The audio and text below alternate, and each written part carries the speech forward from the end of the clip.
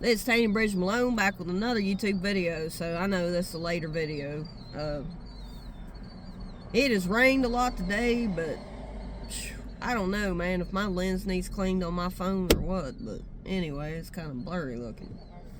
But anyway, just come to spit what the Lord wants me to speak. I'll give it some time, let the Lord guide me when I'm to speak of. I didn't go to church today because I went to church Wednesday, so, you know, I didn't get up till late. I've got to get myself back in bed at a decent hour again. I keep staying up to 1 and 2 o'clock. I'm all over the place today. Hope y'all having a blessed day in the Lord. Got my headphones, but I'll probably just go back home. I need to stop at Walmart and get some juice. And give me some juice, give me some cheese, give me something to snack on. I need a loaf of bread. Really getting low on money, man. I was going to go to the ATM and see if about $125 ever got put in there. But the last time I went to my bank and put my ATM card in, it got stuck. Luckily, it was during business hours to where I could go in there and get somebody to come out and get my card out. That's kind of what makes me hesitant to go to the ATM on the weekends when the bank's not open. Because if my card gets stuck in there, I'm screwed, you know. So I don't know about all that. So I may just wait till tomorrow and call them and ask them or stop in there or something. It's better than taking a chance on me getting stuck again. I don't know. That just didn't. That wasn't good.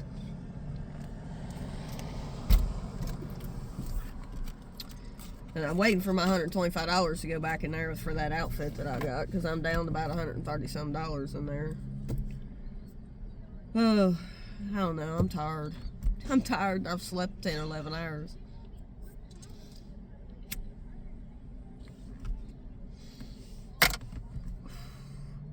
That's the church texting me, one of the people that deal with the cameras there. They're going to let me be on the camera or something. I don't know. We'll see. I'm on a camera here when I shoot my videos, but I ain't got a bunch of people, you know what I mean, standing in the crowd, whatever, at church, so I don't know how I feel about all that, but you gotta step out of the boat sometime, you know. But, you know, it's like I told him, I said, you know, I really don't have gas money to drive to church every time the doors are open. I could, I guess, but I come out to shoot my videos, but the main problem is gas money, and second of all, but really the main thing is I need to get myself to bed earlier, you know, because I keep staying up 12, 1 o'clock, and then when I gotta get up and go to church, I don't want to get up because I'm tired. That's laziness. But I have been going to church on Wednesdays. I just ain't been going on Sundays. I've been going on Wednesdays. And I kind of like Wednesday church service because they actually, you know, they do more speaking out about the Bible and stuff like that, so I kind of like going on Wednesdays, and there's not a whole lot of people there on Wednesdays either. I mean, there's more people there than what used to be on Wednesdays, but there's always a larger crowd at our church on Sundays.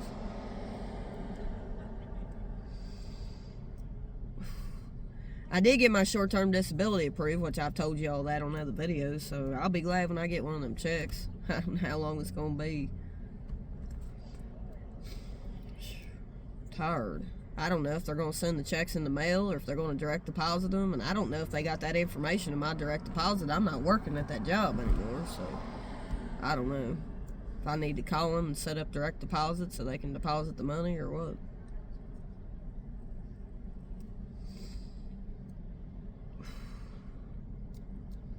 But I'll be glad to get some of that money because I could use it right now. But anyway, I ain't gonna worry about it. I'll be good till it gets here, I guess. Then I'm gonna have to decide whether I'm gonna go out here and look for a job or if I'm gonna file for a disability. I got the lawyer's number to call, but until I get all this short-term disability pay, I'm not gonna be able to have no money coming in if I file for disability. So I'm gonna have to wait until I get all these checks from the short-term disability, I'm assuming. Because I know when you file for disability, you can't have a job. I don't have a job right now, but I'm getting money through short-term disability eventually, so I'm probably going to have to wait till all that money comes in and use it and then go apply for disability. That's probably going to have to wait because of that. That's the reason why I haven't actually called the lawyer to try to go sign up for it. Because I figure I'm probably going to have to get all that money. You probably can't have any money coming in at all if you're filing for disability.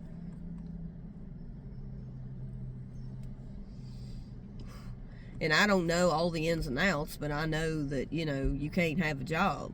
But I don't have a job, but I got money coming in from this short-term disability. So I don't know that I'll be able to file for disability till I have no money left. So I don't know. So that's the reason why I'm kind of holding off on that.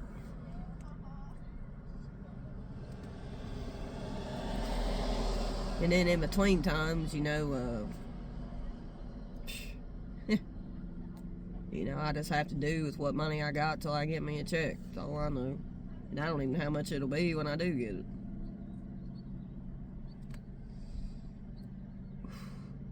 I've never had short-term disability pay, so this will be my first time, first rodeo.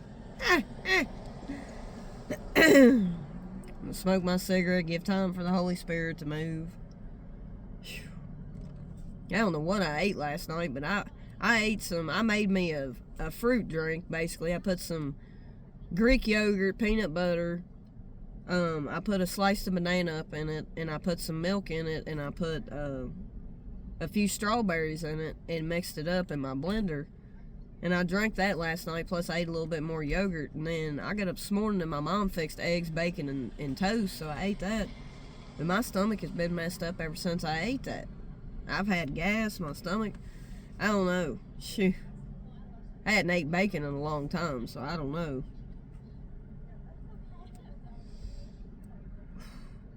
Or putting a lot of junk in this food anymore. I don't know. Them eggs came from my brother's house because he has his own chickens to lay their eggs, so he don't buy eggs in the store. Which is probably smart.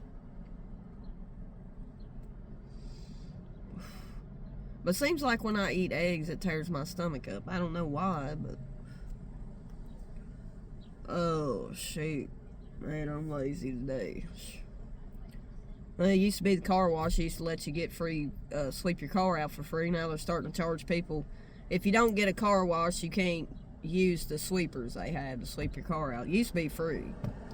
But I figured that'd come to an end eventually. My car don't really need washed. I was going to use the wash, get a $10 wash, but it's self-service, so I don't know how to use the machine.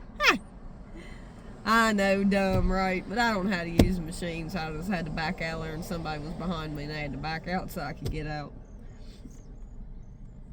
And it started raining, and I thought, well, it ain't raining right now, but I'd say it'll rain off and on. Next 3 or 4 days it's supposed to rain. Rain, rain, go away, come again another day, right? I don't like rain, man. And it ain't like we need rain, because that's all we got all winter was rain. Freezing rain, snow, and that's about all we got. I remember driving up and down that AA highway, and when it'd be coming home, go to work when it was dark, and be home, and when we got off, it was dark, you know. Wintertime, everything gets dark 5:30. Hear him coming down the highway, and it's pouring down rain, and I always hated that. But I guess it's better rain than it is to snow, but we got enough snow over here. I couldn't live in New York or Michigan or someplace where they get a bunch of rain or a bunch of snow. I couldn't deal with that.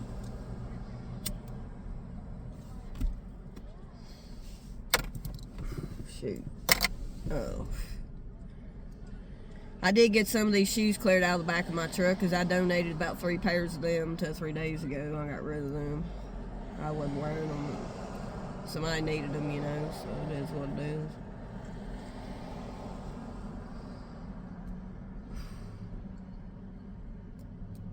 But yeah, I'm kind of tired today.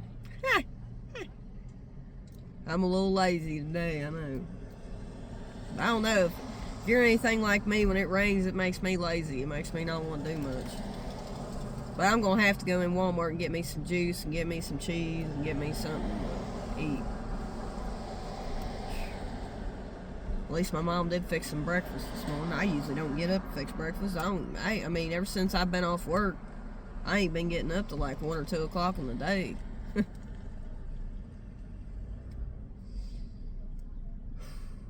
I mean, I'm sleeping. I'm just going to bed too late and getting up too late in the day, but I ain't wrote anything for 2 or 3 days, so I'm like, man, I'm going to get back to writing.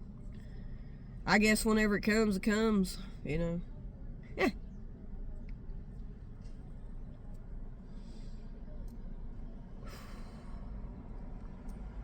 Oh, man.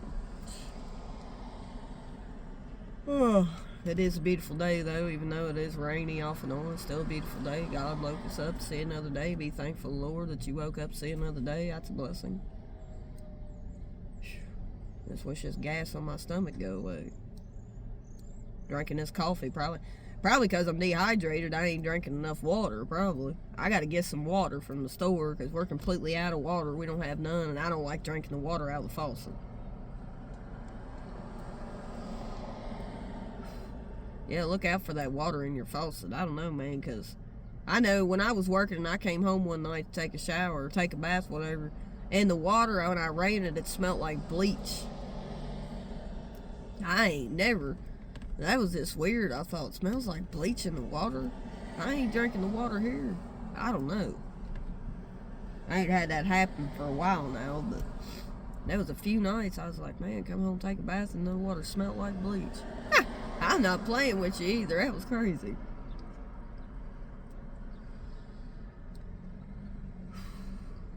You don't know what they're putting in anything nowadays. It's just crazy.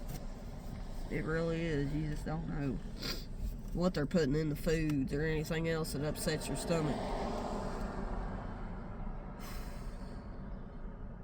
I don't know. I thought about looking for a job, but shoot, there ain't hardly nothing in this town to look for. We live in a ghost town. Potty. And I don't mean that in a wicked way. I'm just saying there ain't a whole lot in this town. I mean, there's retail stores and stuff, but what factories they have are always hiring for night shift, and I can't work night shift, so.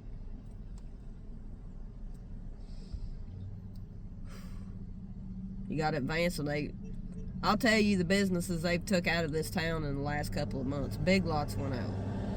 The Frisch's in our town, it closed.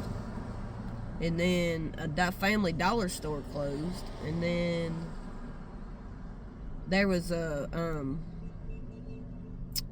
what was it called? It was a GameStop. It closed. We had 4 businesses go out around the same time.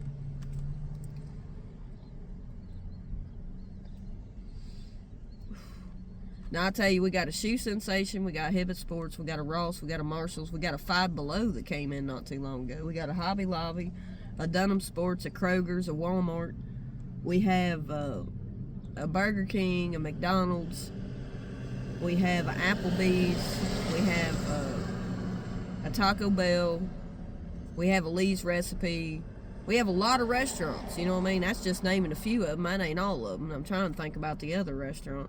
We got a Tumbleweed Steakhouse. We got several gas stations.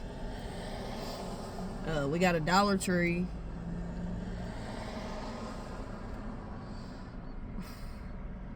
We got a Factory Connection which sells clothes. We got an AT&T store. We got a First Nails, a Hibachi Express. I mean, we got some stuff. We got a Tractor Supply. And then we got a Rural King, which is sort of similar to Tractor Supply. Then we used to have a furniture store downtown, and they closed because there was nobody in their family wanted to take over the business, and the people that owned it were getting older, so they wanted to retire, so they closed it down. So the only furniture store we have, and it's called Big Sandy's Superstore, and it's expensive as all get up. Furniture ain't worth a crap. That's the only furniture store that I know of that we even still have open in my town. And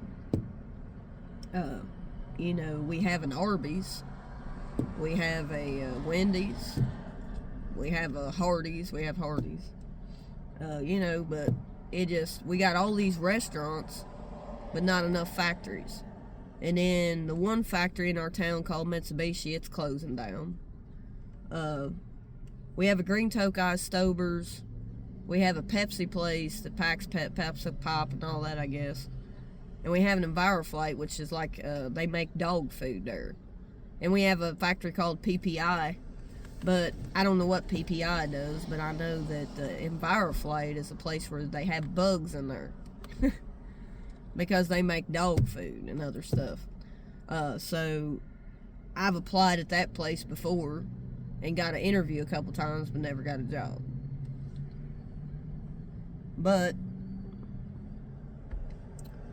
all those places before I got on where I was currently working, the last place I worked was an hour and 10 minutes out of town. And was a drywall factory, but that wasn't in my town. But I never got I applied at another place called 360. The Good 360 or something, but that's a place where they take donations, and I guess they load up the trucks to send them out. So I'd say that's a lot of forklift driving and stuff, which I have no experience in forklift driving, but that place only has like 50 employees there probably at the most, and I'd say, and people say it starts out 17, 18 an hour, but the people they have are already there, so they're not really doing any hiring. So I've already worked at Green Toka. I didn't give a notice, so I can't get back on there. That's one of the factories in town. They're currently hiring, but they're always hiring, and they don't train nobody right. Yeah, I went in there one night. I worked one day and left there. That's been a long time ago. And that place, that's been like over 2 years ago. And that place trains you one night and then leave you by yourself the rest of the time. They do not want to train people. So I was like, fuck this. Excuse my language, but heck with that. You know, so you got places like that. In the Pepsi place, I never could get an interview. I went there at least once or twice a week to talk to somebody in HR, and and she said, well, we they do their hiring from a third party person, and that's all that. And I said, all right, whatever. So I had to go out of town to get a job. I didn't have a choice. I got a job at AutoZone before I got on as a delivery driver before I went to work at that drywall factory, but it paid 12 something an hour, but I was going to have to drive clear to West Union. That was a half hour away because they didn't know if they was going to have me at West Union or where I currently live in Maysville. So that's a half hour drive. So I thought, well, a half hour drive would make $12 an hour.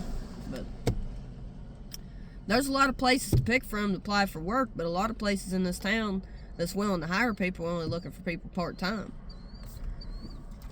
Now they have a temp service, called Nesco, but they just basically hiring people for friggin', off shifts. Now there's a factory my mom told me about that one of her friends is working at that's day shift. They sew. I guess they make hard hats and they have a place where they sew something, but I don't know what they sew. I don't have no experience in sewing. So, I don't know.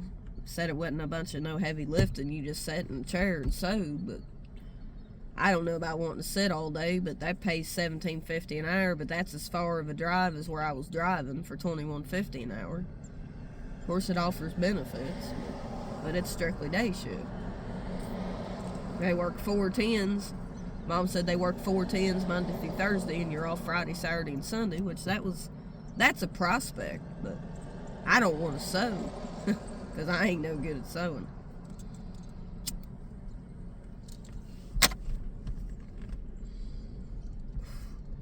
I mean, I don't know. I mean, you got the peer support specialist that my counselor was telling me about down at Comprehend, but it probably only pays 7 something an hour minimum wage. And filing for disability is an option, you know what I mean? Because I can only work day shift, but I don't see myself wanting to drive an hour and 10 minutes to get to work and to get home every day for $17.50 an hour, because that really ain't worth the drive to me. I mean, I have to drive that far for $17.50 an hour. You're going to be out $80 to $100 a week in gas, so you might as well say that's $400 a week in gas to get there, because you got to work 4 days instead of 3, like I normally was at my other job.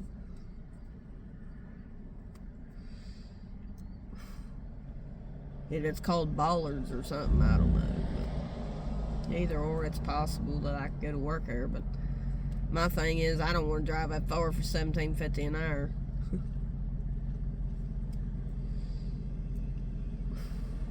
I just don't have a lot to pick from when it comes to day shift jobs, because a lot of places ain't hiring day shift. They hiring for all these off shifts. Yeah, I've left a lot of jobs in my day, Not something I'm proud of, but it is what it is.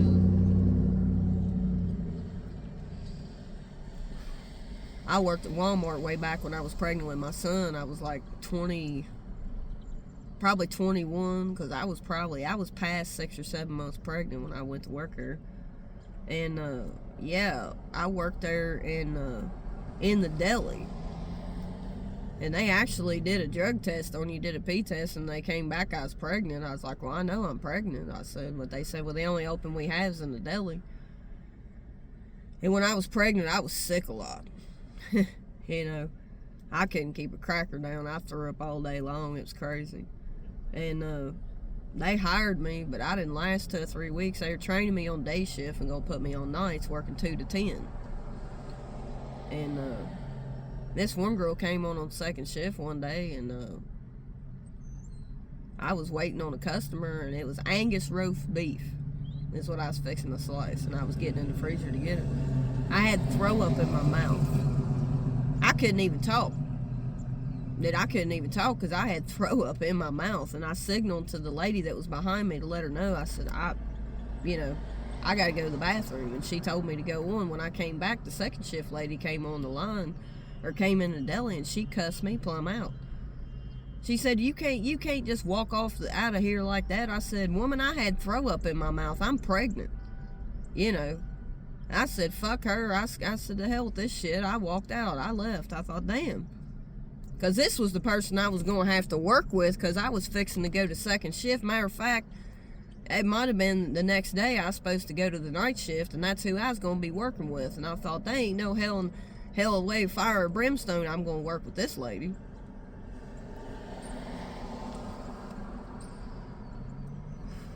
That lady was hateful as all get up. She cussed me. She told me off and everything. And I was like, what in the world?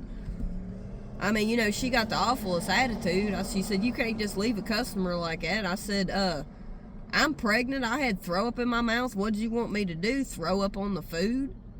And I signaled to the lady behind me that I had to go. I didn't have a choice. I couldn't wait on them people. If I'd have got that, could you really see yourself getting out a pound of Angus roast beef when you got throw up in your mouth? You don't want to do that. That stuff, the smell of that stuff just made me sick to my stomach. I cannot deal with that.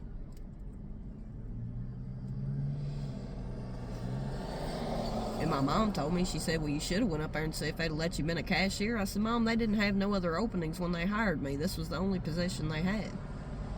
It made me sicker than a dog. I was like, I cannot work around food. So I had to leave that job. But I walked out of that job because that lady treated me like crap, and she didn't even know why the hell I even left the line. I thought, what the hell?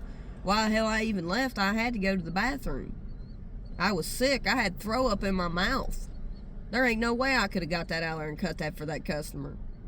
That would have been really bad had I done that. That's why I left that job, and that was 20-some years ago. And I still can't get on at a Walmart because of that. Well, dang. Do you even know the reason why I left that job? Y'all didn't have no other openings for me to do besides that, because when they hired me, they told me that's the only open position they had. And they knew I was pregnant. I accepted the job, but I just could not work around food when I was pregnant. There just wasn't no way. I know. I'm forthcoming to y'all, man. I tell y'all my past events, my current events. You know, it is what it is. I'm just forthcoming. I don't know. When I was pregnant, I was sick as a dog all the time. Matter of fact, they induced my labor on the 1st of January of 2004 when my son was born. They induced the labor. Because I was having early contractions.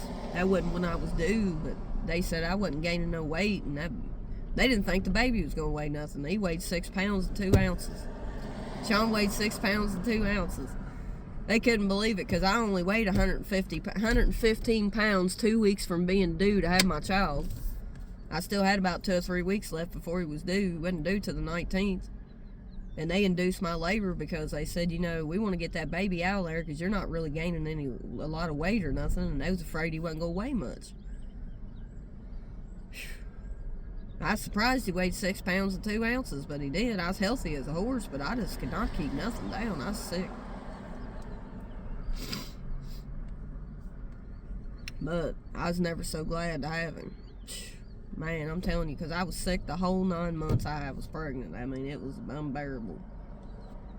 There were times where I had migraine headaches. Man, I was having early contractions, didn't even know it. I worked at McDonald's when I'm telling you, all the places I worked during the time I was pregnant to try to help bring some money in. and I just couldn't stay working at them. I worked at a car wash, getting paid under the table. I worked at the car wash, you know what I mean? I don't know, man. I don't know. I worked at the car wash, and I would be there every day on time. And they had one girl who didn't have a car, so if she showed up, they'd send me home, even though I was there every day. So I eventually had to quit working there because I was only getting 1 day a week. Then I worked at the Walmart in the deli, and that didn't work out. And then I worked at McDonald's as a cashier, and I liked that job, but that job made me sick too because I was working around food. And I left there too because I had to go to the doctor and get a note saying I couldn't lift a bunch of weight because they wanted me to lift that, the things, the tote things that you put the ice in and everything. They wanted me to lift that. That was too heavy for me to lift because I was having early contractions in my stomach at times. I was having pains. And I didn't know it was early contractions. I didn't really think much about it, But I had to go to the doctor and get an excuse saying I couldn't, lift this weight. And I went to the bathroom one day because I had to throw up. I wasn't feeling good. And I came back, and they told me as long as I told somebody behind me, which I did, and I came back, and she said, you've been in the bathroom for 15 minutes. Said, go to your break. You only got 10 minutes left on your break, on my lunch break. And that lady probably still works at that McDonald's to this day. And I walked the fuck out. I told her ass off. Ta-da, she! I'm sorry, but I told her off. I said, that's crazy as all get up. I said, I'm pregnant. I went to the bathroom. I had to throw up, man. I said, I get sick working around food. I said, but I'm trying to. I said, I've been sick this whole time I've been pregnant. They knew I was pregnant when they hired me. They discriminated against me. I took 10 minutes in the bathroom, and I came back to the floor, and I told a lady behind me that I had to go. So I went, and I came back, and the manager told me I had 10 minutes to take my lunch break. That's all I had. She took the 10 minutes that I went to the bathroom and counted it again, basically took it off my lunch break, which was only 20 minutes. So I left.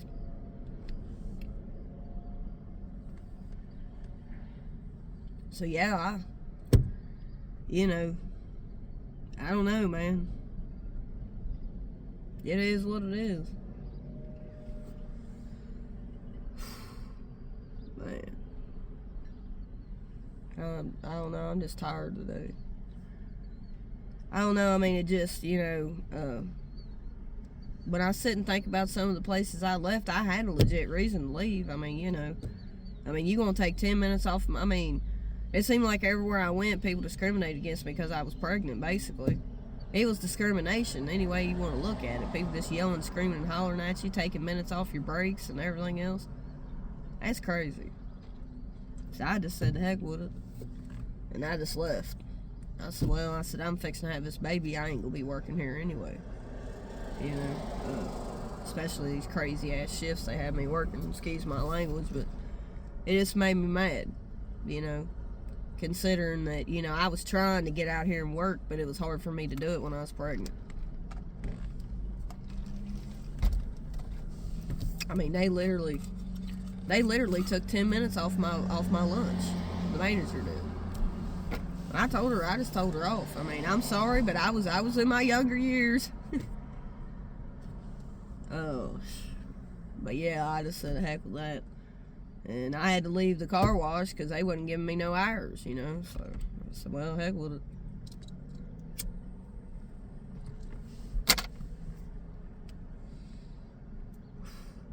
It is what it is, y'all. So at the end of the day, we all go through something, you know what I mean? I don't know.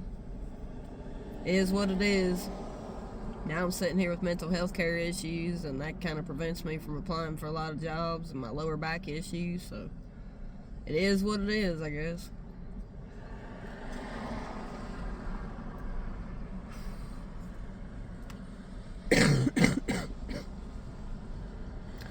I worked at a place in Mitsubishi for about 6 years here in town, and my mental health struck me, you know what I mean? Is in a relationship, thought I had to be everywhere they were, and I don't know what all.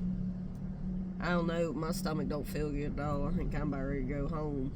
I don't know, man.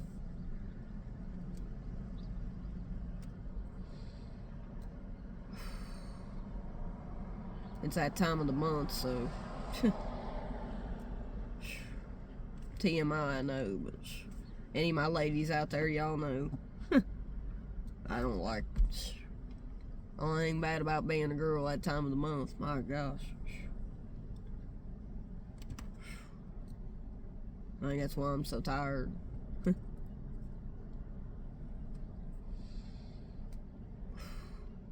But anyway, you know, sometimes I don't know what to talk about sometimes, so I just go into past events and I'm just forthcoming and let y'all know what I've been through in my life. You know, it is what it is. If there's any pregnant ladies out there that's trying to hold down a job, my heart goes out to you, especially if you get sick very much. Because that's hard to keep a job when you're pregnant and you're sick all the time, especially if you're working around food. But my man at the time, oh, you gotta have a job. You gotta have a job. Dude, I can't keep a job because I'm sick.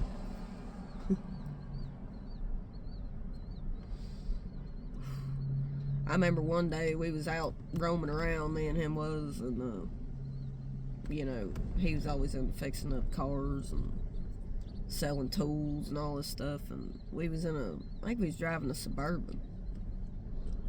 I remember we was in the country going through the back roads, and I just, all of a sudden I was pregnant at the time, and I got severe pains in my stomach. I don't know, man, I got a heck of a migraine headache, and I was just sick. I was throwing up. I said, man, I gotta go home. He took me home, and I sat there for 4 or 5 hours sleeping, and I woke up at 2 or 3 o'clock in the morning, and he had just came in. You know, he left me there by myself. You know, I didn't feel good. I just didn't feel good, man. I was having early contractions is what I was having. That was a heck of a migraine headache. I mean, I was just sick as a dog. I told him, I said, dang, I said, dude. I fell asleep. I slept for 4 or 5 hours, and next thing I know, it was 2 or 3 o'clock in the morning when I woke up, and he just came home. He left me there by myself.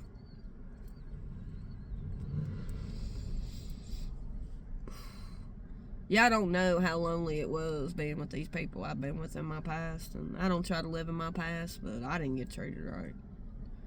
I mean, you know, if you knew your wife, you know your wife was pregnant, and she's laying in the bed, she's sick, and you leave her there for 5 hours to go to your garage or go do whatever it is you do. You don't care about the baby, you don't care about me. All you cared about was going and doing what you wanted to do. You know what I mean? So it is what it is. When we pick the people we pick, yeah, that was kind of sad, you know.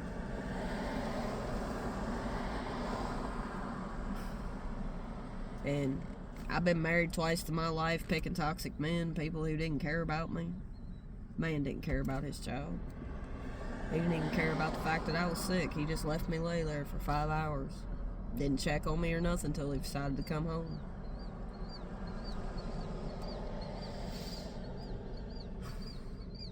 It is what it is in this life, y'all. But anyway, y'all, I think I'm going to bring this to the end of the video. Maybe me talking about what I talked about, you know. I'm sorry for anybody out there that's pregnant that's with a man who don't care about your child. He don't care about your health. He don't care nothing. Just know God's there for you when nobody else is, you know. When I think about some of the stuff that I've been through in my life, yeah, it's sad, you know. That's why after I got out of this last toxic relationship that lasted 3.5 years, and I picked him, seeing all the red flags, seeing all the stuff that he didn't care about me. Living under my roof, talking to other women sexually on the TikTok and on other platforms. Trying to meet up with people because I found it in his phone. Just when I was out making that green, that's what he was doing. So that's why I talk about staying out of toxic relationships. So maybe this video ain't coming to an end yet. But that's what all of it's working up to, is to be a walking testimony of the past mistakes I've made and be a walking testimony to try to reach the lost on this platform. to try to teach y'all from the mistakes I made that I don't want y'all to make, that I don't want y'all to have to go through. You know what I mean? Because we have to take accountability for decisions we make and the people we choose to let into our life, whether it be family members, friends, or a relationship, co-workers, whatever. You know, who you let in your inner circle determines how your life's gonna go. You know what I mean? If you continue to let toxic people into your life, people who don't care nothing about their family, who don't care nothing about their kids, who don't care nothing about anybody. I have been there, and I raised that child by myself with my parents' help. You know, and kids out here without a father or mother, because I know there's men out here raising their kids, doing their fatherly duties. Kudos to you. Kudos to the one who's taking care of their kids and didn't walk away from their child.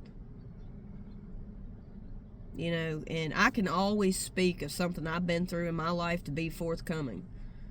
And I'm open. I bear the pain and all to my viewers. The things that I've been through, I bear it all. I bear it all so y'all can see what I've been through. So y'all can see that when you pick toxic people, this is what it happens. But we are not, you know, perfect. Nobody is. We've all made mistakes.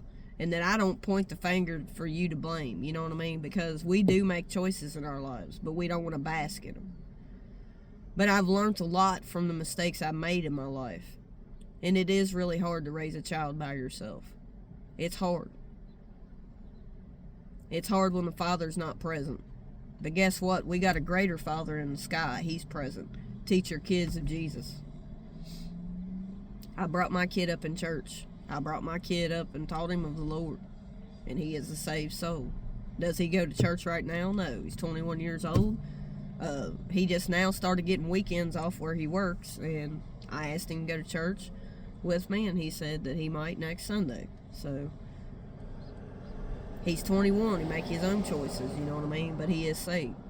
Does he do everything he should do? No. Because he ain't perfect either. And I don't go to church every time the doors are open. I should. But I mean, I usually go on Wednesdays. I need to get back into going on Sundays, but you know, it is what it is. Got my sleep pattern all messed up. That ain't an excuse, but I still come on my platform every day making these videos talking about the Lord. And I speak of my past events so I can relate to people, because I know I can relate to a lot of people out here who's made similar mistakes, or who have not, but who can be taught the right way, and the right way is Christ. If you're a single parent out here who don't have a father or mother in their life, Christ is your father, the Holy Father. He will take you way farther than any of these humans will. That's what I'm saying. There's a lot of people out here that are toxic that are not meant for your life. I wasted 40-some years of my life on toxic men. You know what I mean? So I know. I've been through it. I know.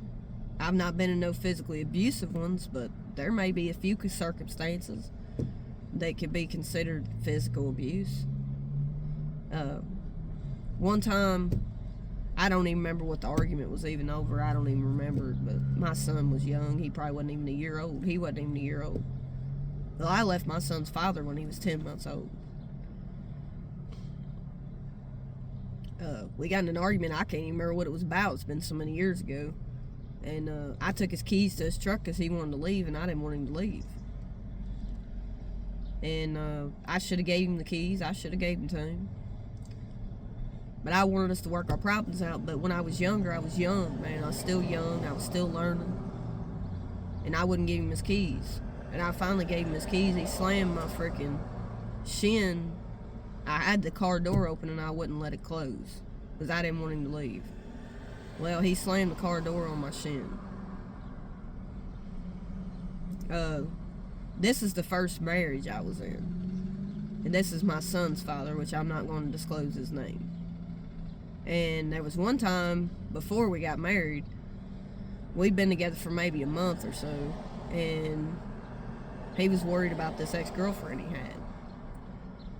I didn't really think about it at the time, but he said he was single, but I don't know if he really was.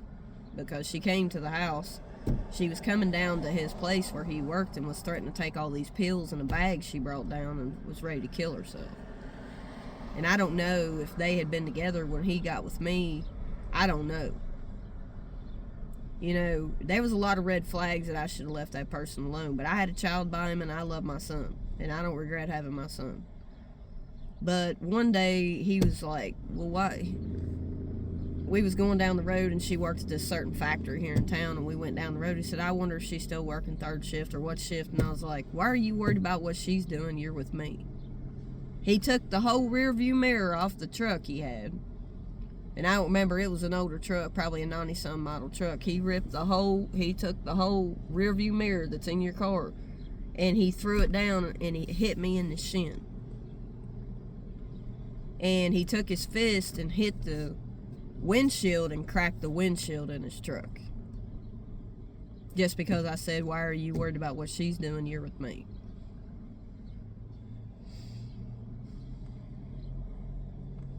You know, so if you want to consider that physical abuse, well, I guess you could. But, yeah, I was ready to leave him. And I was pregnant at the time. You know, a lot of things happen in our life. I say I wasn't physically abused, but that was the most physical abuse I ever dealt with from a man. And I married that man. And I should have never married him. You know, a lot of times we do what we ought not do.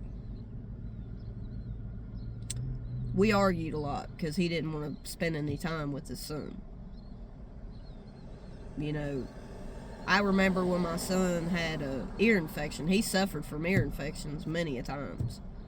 And he had an ear infection real bad. He kept having them anyway. Eventually he had to have tubes put in his ears. And anybody who's got a kid, they've probably been through this. Many of y'all out here, if you're parents, you've probably been through this with your child. So anyway, one night my son was sick. He had a high fever. He had ear infection. And, you know, he left. He wanted to go to a car show.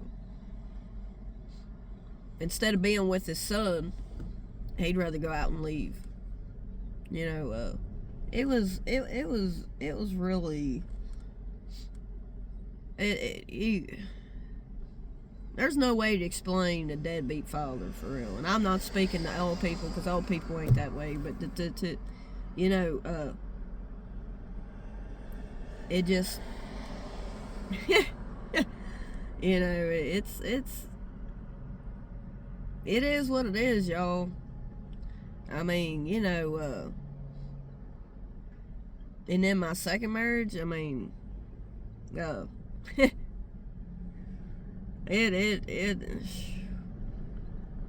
had a kid that he was raising, I had a kid that I was raising, and it just, my kid had mental illness. He had 4 or 5 mental disorders. His kid didn't have any mental disorders. Man, it's a long story, but he never treated my kid like he treated his. And, you know, and I should have never stayed with him. You know, he never hit my son, nor laid a hand on my son. Because I'd have beat the holy living crap out of him if he put his hands on my son. He was hateful to my son. And the whole time we were together, all I did was argue with him over my son. We didn't get along. And I married him. He was toxic. He was a liar. He was conniver. He was manipulative. I didn't know at the time I suffered with bipolar, so it didn't work out. And we dated for 3 years, and we got married. And then he moved to my town. He got a house. We didn't work out till 3 years later, after we was married, maybe 3 years, and we got divorced. I'm the one who got the divorce. I'm the one left. Because I had issues with my son, but I love my son. I didn't always make my son mine like I should have, because I felt sorry for my son because he had an absent parent in his life. You know, when I get on this platform and speak to y'all, I'm speaking the true heart of me, from the true parts of me, the hardest struggles I've had to go through in my life. You know what I mean? I express to you what I've been through. Because I ain't no saint, y'all. I ain't no saint. But I'm far from the worst person on the planet, I can tell you that. And, you know, I'm, you know, 2 toxic marriages. Yeah. The first man I was with believed in God that I was married to, but he was not saved. The second man I was married to was saved, but he didn't believe in the spiritual gifts. I started going to a church that believed in the spiritual gifts. We both were truly saved. As far as I know, he was truly saved. And he went to a church called Crossroad Baptist Church in Cincinnati, Ohio. We met online. And like I said, he lived with his parents. I lived with my parents. You know, he was like 12 years older than me. He had a child that was about maybe 4 or 5 years older than my son. You know, it just, you know, and I've done a lot of stuff that I shouldn't have done. I've drugged my kid through a lot of situations. I should have never been with that man. He didn't treat my kid right. And all we did the whole time we was together was argue over how he treated my son. He never physically hurt him, no. But verbal abuse, oh yeah, I guarantee it. But my son didn't want to listen and do what he was told. He had mental issues, and he didn't know how to deal with that. He didn't really know how to deal with that. And that man was have anger episodes, and I'm bipolar, so I've had anger episodes. Don't think I'm a saint, y'all. But I'm just saying, man, I take y'all back into the life of Tanya Malone. And these are the relationships that I picked to be in and settled for less than what I deserved and needed to work on myself. It wasn't all their fault. I didn't have to pick them, but I did. So I take accountability for what I did. I mean, you know, it's just taking you back into the life of Tanya Malone. You know what I mean? I could be on here for hours talking about my past mistakes, but I don't bask in them. I'm just trying to, this is why I had to go through all this stuff to learn from my mistakes. I can't keep picking toxic men. So I've been single for 2 years. Over 2 years. I'm not looking for nobody. When God brings the right person my way, He'll bring them my way. I've been through too much in my life to keep giving myself to people who's not worthy of my time. And I needed to work on me. But yeah.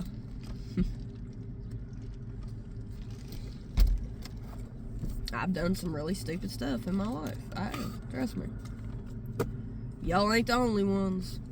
So don't think when I get on this platform talking about this stuff that I'm putting myself down. No, I'm just saying I've been in a lot of toxic relationships. Been married twice. I've been divorced out of my second marriage since January of 2017. It's 2025. Will I ever get married again? I don't worry about it. I don't care either way. I do, but I don't. You know what I mean? Because the people I pick, they ain't worthy of my time. I don't need them.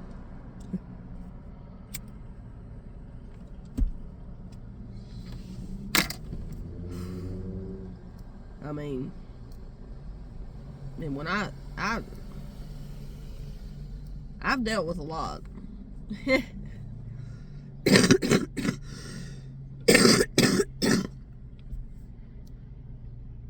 And I've been through a lot. Could have been worse, though. Could always be worse. I think it's going to start raining again.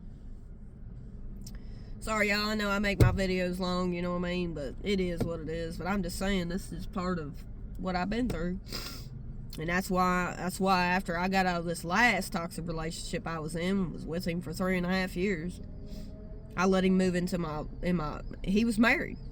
I'll be honest, he was married, but he was separated. He was legally separated. He'd filed for a divorce. He'd been separated for 6-7 months. And he wasn't living with her. But the divorce wasn't finalized. I ain't gonna lie. I've done a lot of stupid stuff. I'm not perfect, y'all. I ain't perfect. Trust me, I'm not. I don't portray to be either.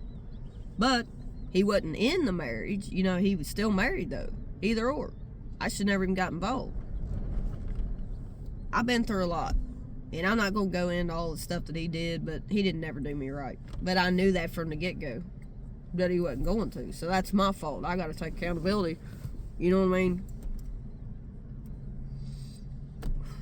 Done a lot of stupid stuff. Stay away from toxic people, y'all. I'm telling you. Because they would do nothing but lie, cheat, use you, and whatever they can get out of you. But we got to make better choices. That's what we have to learn from our past. We got to make better choices. He was an alcoholic. He could be nice when he wanted to be. He never laid his hands on me. That's one thing he never did. He never did that. He never hit me. He never threw nothing. He never hit me. So he wasn't physically abusive, but he was verbally abusive. Because when he would be on them phone going through it, doing all that stuff, when I didn't know what he was doing when I wasn't home.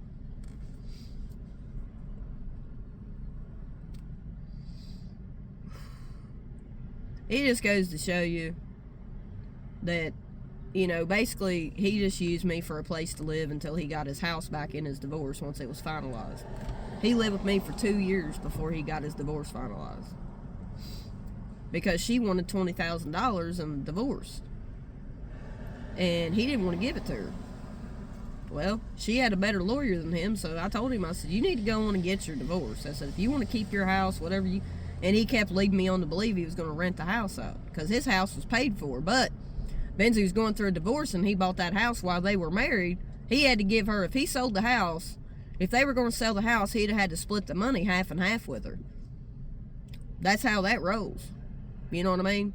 If you buy something while you're and you're married, you got to split that property, man, if they want to enforce it, if they want to take you for it. He ended up giving her $20,000.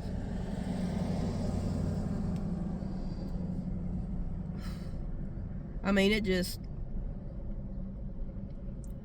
it's a long story. I don't want to go into depth detail, but basically, I got used for a place to live. So he finally caved in and gave her the $20,000, got the divorce finalized. And he started moving his furniture and stuff out of my house a little bit at a time into that house he had. So anyway, needless to say, he kept moving stuff out, so I told him, I said, you just need to get all your stuff and get it out of here then. I said, if you're going to move your furniture back in, you kept telling me he's going to rent it out. You ain't going to rent it out. So, he ended up moving back in there. He'd stay out there. We'd stay out there on the week. We'd stay at my house during the week. We'd stay at his house on the weekends. And he got to the point where he started staying out there all the time. So, I just said, well, whatever. So, was what it was. What money he wasn't paying me for anything, because I was paying all the bills, basically. Probably for the last year and a half, I was paying all the bills in my house, which they were all in my name anyway. But we argued a lot because of him getting on the internet talking to other women. You know, he said, oh, I ain't meeting up with them. I ain't really meeting up with them. I said, dude, this is how cheating starts. I said, I don't do this stuff to you, you know, but like I said, needless to say, he moved back into his place and he started staying there all the time. He wouldn't hardly come to my house at all. I had to go to his house.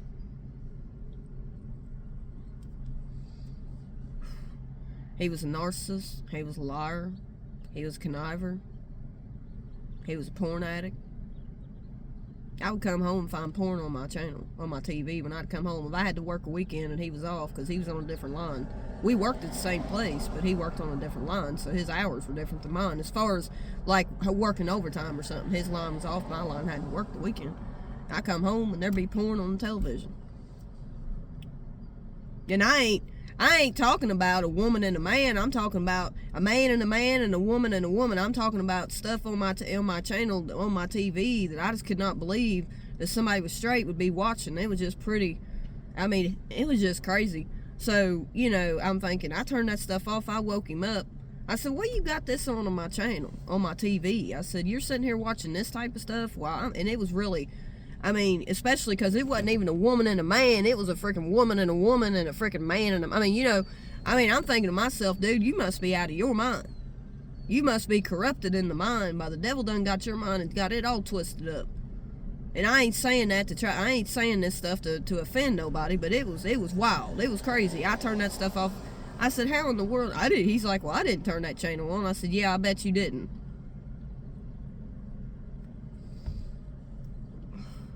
I was just like, what up? Then his phone be full of messages he'd be getting from women and all this stuff. I put up that stuff for 3.5 years, and he lived under my roof for 2 years. In the last year and a half, he moved back into his place. And then one time, he had saved up money, because I let him save his money while he was living with me so he'd get his divorce finalized and get his stuff over with. Well, anyway, the money he'd saved when he got that house, when he gave his wife, whatever at the time, $20,000, and they got the divorce finalized, the house was his. So he was going in, I went out there and helped him clean it up and everything else. Clean the floors, it looked ridiculous. She didn't even clean the house. And, you know, just cleaning up all that stuff, finding dog hairs in the freaking refrigerator and everything. I was trying to clean all that stuff up. Clean up the house just so he could move back in it. You know. But anyway, one day I was at home after he'd moved back in there. He'd probably been back in there for 5 or 6 months. And both of us, we worked at the same place. So being there for 5 years, we got a tumbleweed here in town. They gave us a gift card to go to Tumbleweed and eat. It had $50 on it. He never would take me nowhere. He never would take me out to eat. He never would do nothing. Hardly ever did he ever take me anywhere. Unless it was a grocery store or freaking go get beer and cigarettes. But anyway, come to find out, one day I didn't get to his house at 3:30, 4 o'clock in the afternoon. It was on a weekend. It was probably on a Saturday. And I took my son out to eat with my gift card. And of course he had his own $50 gift card. And I'd been asking him for over a month to take me out to eat. Wasn't going to cost him nothing. He already had $50 on the card he got for free, so how's come he wouldn't take me? He don't want to do nothing. He don't like to socialize. And so I was like, you know, I told him, I said, basically, I took my son out to eat. And there was like a little bit of money left on it, so I gave it to my son if he wanted to use it to eat out, whatever. He was living with me at the time.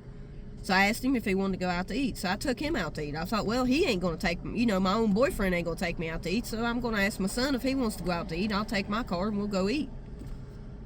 So I did. And then I stopped at the grocery store because I thought, well, he ain't got a lot to eat out there. So I'm going to put, I eat gluten-free food. So I stopped and got 2 or 3 bags of food for me to take out there because I planned on staying out there for a couple of days. So I took some food out there for me to eat. You know, because I got celiac disease, so I got to have certain bread, certain foods, you know. So I stopped and got a few stuff, and I took it out there. The whole time I knew something was up with him. In the pit of my stomach, I talked to y'all about intuition, right? I talked to y'all about intuition. If you're a saved soul, you have intuition, especially a woman. Men do too, but women especially have intuition. I wasn't nowhere around his house. I wasn't nowhere. I wasn't at his house. I had no idea what was going on, but I knew something in the pit of my stomach, even though I was sitting there eating my food, you know, when I was eating out with my son. But I had that feeling in the pit of my stomach, and it wasn't analyzing stuff in my head. It was in the feeling, the pit of my stomach. I knew something wasn't right. I knew it wasn't right. Well, I told myself, I said, I'm gonna go out here, because he probably thinks I ain't coming. Lo and behold, I show up, and guess what? I stopped and got a few groceries from Walmart, and then I went on out to his house. And when I got there, I looked through the window. He was on Facebook messaging people. I knew he was. As soon as I walked through the damn door, excuse my language, y'all. As soon as I walked through the door, he grabs his phone and he's like hurrying up, trying to put it up. Hey, that's what you call intuition. Hey, y'all. This is a story in the life of Tanya Malone. Of the times that I have had intuition and not known what was going on, but I knew something wasn't right, and I knew it was on him. Boy, I showed up, boy. I seen that, walked in that door. I said, yeah. I said, who you talking to? I said, you hurry up and put your phone away. I said, what's up? He said, oh, no, he was drunk. There wasn't nobody in the house, but he was on there talking to somebody. Well, guess what? I went to bed, waited for him to go to sleep. Then I got up and I looked at the phone.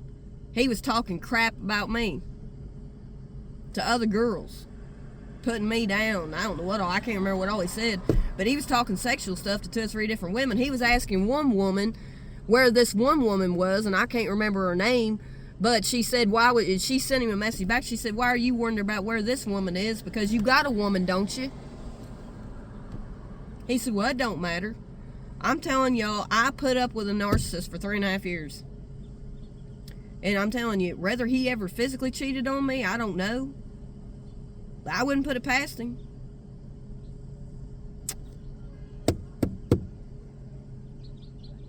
I'm telling y'all. I don't know, y'all. But when I went in there and I seen all that, and then the next morning when I confronted him, he took the phone, he threw it. And he tried to hide it from me. Then he tried to say, oh, you make a big to-do out of nothing. I said, he said, well, I didn't even know if you was coming. I said, then what made the difference? You moved back into your house so you could do your sneaky maneuvers and still get what you want from me. Somebody comes over, cleans your house, gives you sex, gives you what the hell you want, and you go out here and you do what you want when somebody ain't around. I'm just saying, y'all. I'm just saying, lies of a narcissist, man. And some people may say, well, why did you go through his phone? If you can't trust him, you don't need him. Well, you tell me that. Because I'm bipolar and I didn't know that at the time. You know, and I sought myself help. I've been through some bridges. I burned some bridges, y'all. I went through mania and everything trying to break up with that fool. And now that I'm older and I see what, and it's been two and a half years since we've been out.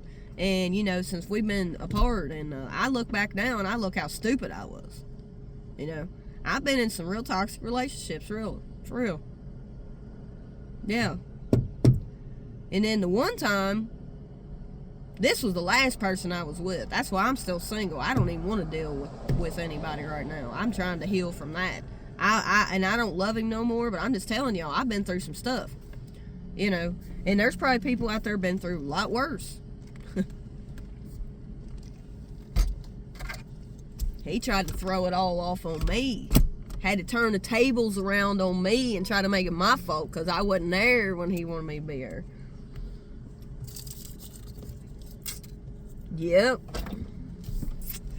Yep, this is story of the life of Tanya Malone, past toxic relationships.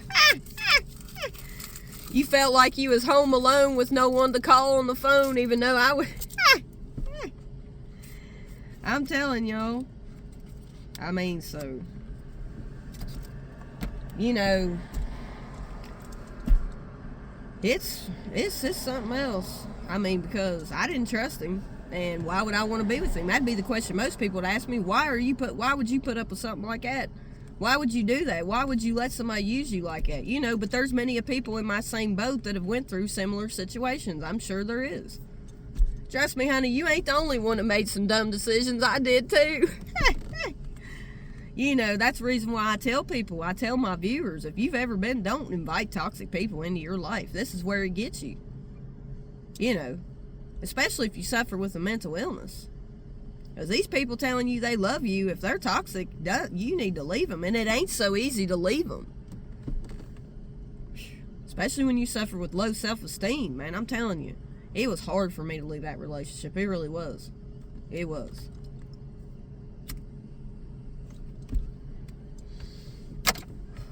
Because when he would watch this porn and when he'd be online talking to these girls, it just made me feel like, man, you know, I'm not pretty enough.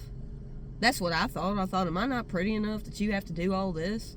If it's the case, why do you even want to be with me? Why do you keep me around? Why don't you just break up with me? Why are you doing this to me? You know, but I was doing it to myself by continuing to keep him in my life.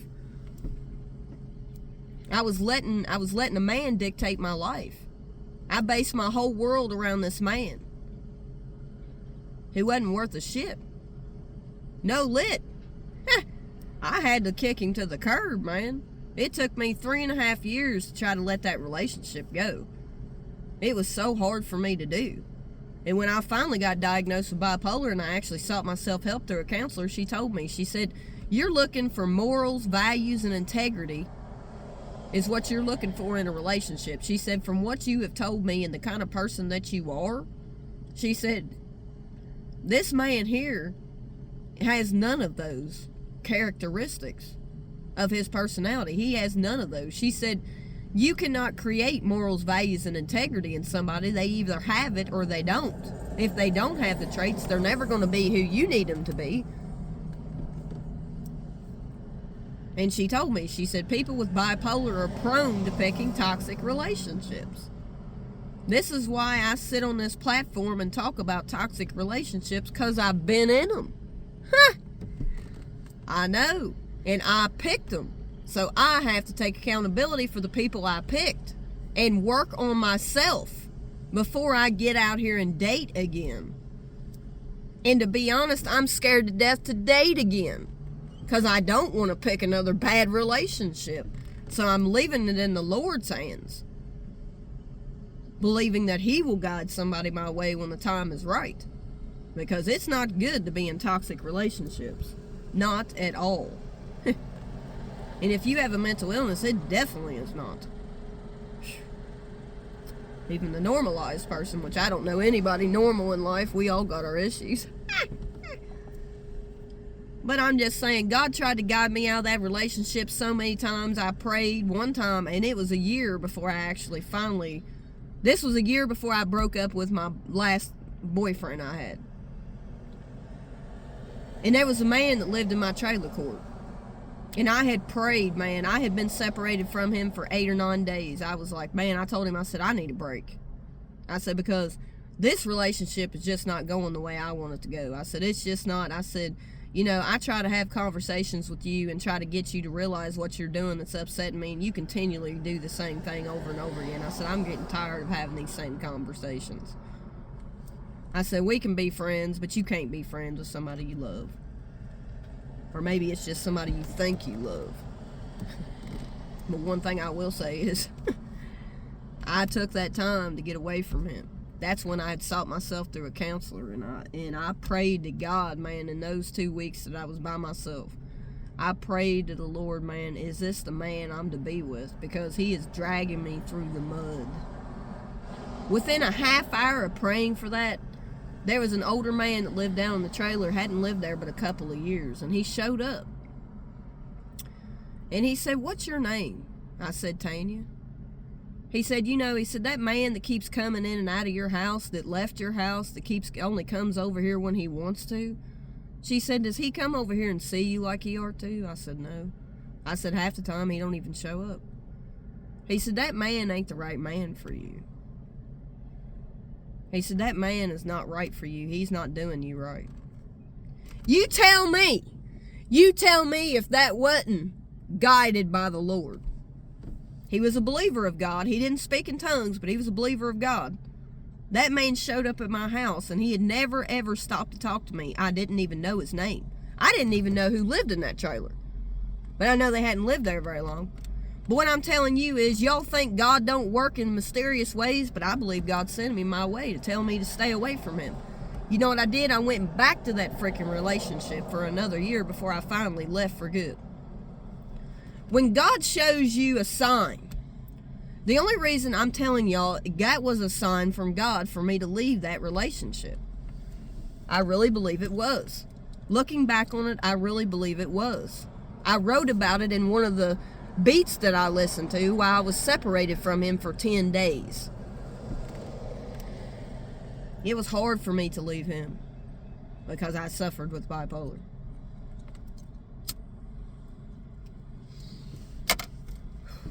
Not so easy to get out of toxic relationships either. It's not so easy.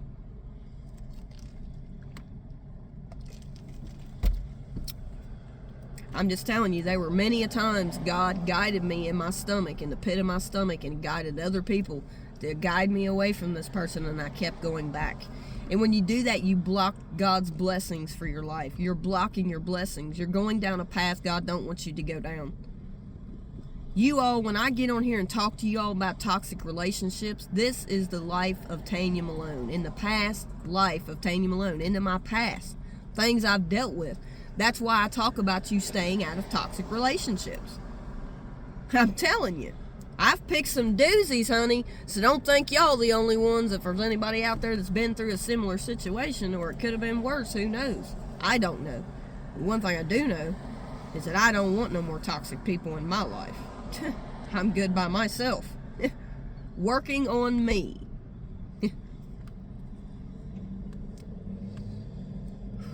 But I'm just telling y'all, that's a part of my life. So if there's anybody out there who's not accepted Christ into their heart, and you truly believe that Jesus died on the cross and that he arose from the dead 3 days later, and you're truly sorry of your sins, then you're saved. That's the true way to salvation. Then go find a church that is non-religious, because we don't believe in religion, and we're not on this channel. We don't believe in religion. It's not true. God did not create religion. Flyaway pigeon making awful decisions. We don't go that way. So, find a non-religion church who speaks of the spiritual gifts and get baptized. But remember, baptism is not the true way to salvation. It's the showing to the world that you've already been saved. Trust me, I wouldn't lead you in the wrong direction. And this is the reason why I guide you all to seek Christ in your decision-making skills. And your decisions, seek God. No matter what it is, seek God. And when He gives you an answer, listen to Him. Because God has given me answers and red flags in relationships I should have left, and I didn't listen. I didn't listen. And I have to learn to listen. That means we have to learn to take correction from the Holy One in the sky. It may not be what we want to hear, because sometimes the truth is hard to swallow. But we have to walk in His truth. And He knows what is best for us. We don't always know what is best for us. God does. So when He sends you a message, take it and move forward. Do not continue making decisions for yourself without seeking God first.